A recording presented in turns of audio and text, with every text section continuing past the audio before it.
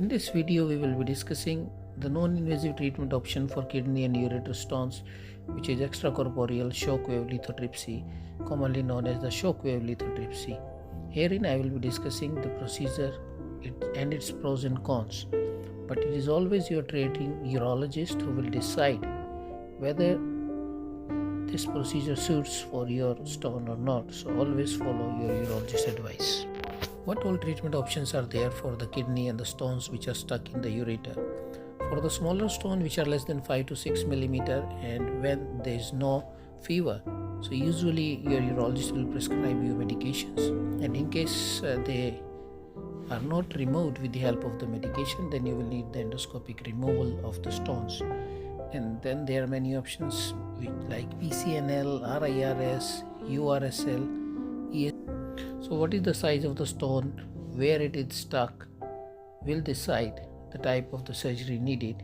Herein we will discuss the ESWL, that is the extracorporeal shockwave lithotripsy. Here shockwaves are given from outside the body and they are focused on the stone, which will induce fracture in the stone and which are broken into the small pieces, and then the small pieces they come out from the normal urinary passage.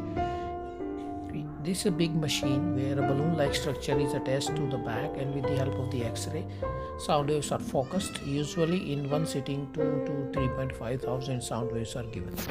Now the next question is, which type of stones are treated with ESWL? The stones which are smaller in size and which are softer stones, especially in the kidney and the upper ureter. All type of stones cannot be treated with lithotripsy, and if the stone is big, then your urologist will prefer a DJ stent placed before doing the lithotripsy. And it is usually not done for the larger stones, not done for the stones which are stuck in the lower ureter, and if there is any infection. Let us look at the advantages. It is non-invasive, there is no incision, no endoscopy is needed, and it's very safe. It doesn't require any surgical intervention, there is no anesthesia, and there is no or minimal pain. Now let us have a look at the disadvantages associated with the procedure, that it is not suitable for all type of the stones, and the success rate also is from 60 to 80%. It usually requires multiple sittings, usually 3 to 4 sittings, and 2 sittings are usually 1 week apart. And 15% of the patients will need some additional procedures like the stone which are broken in the pieces, they may stuck lower down in the ureter, which may need endoscopic removal of the stone or may need DJ stenting.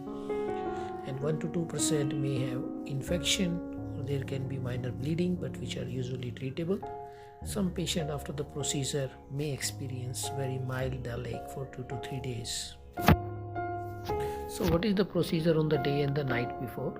The night before, your urologist may prefer to give you some tablets to clear your bowel so that stone is seen clearly on the morning X-ray. The daycare admission is needed for the first sitting. You are giving the antibiotic and the analgesics. You are shifted to the lithotripsy room, the balloon is fixed, and then in the live X-ray, stone is seen and sound waves are focused on that, and the procedure is completed. After that, you are shifted to the room, and there once you pass the urine, you are discharged. You can have a normal diet, you can have your normal breakfast before the procedures, and then you are discharged. And then for the next sittings, no admissions is required, and for the further sittings, only 1 to 2 hours is needed on the OPD basis. So during the follow-up, bed rest is usually not needed. You can do your normal daily activities. You should drink plenty of fluids, and then for the further sitting, a review is done after the 7 days, and an X-ray is done to look up how much stone has been broken and how many more sittings you will need. Your urologist will discuss all the treatment options, and if he feels that that particular stone can be treated with lithotripsy, he will offer it to you, and it is a very safe procedure. So always follow your urologist advice. Thank you.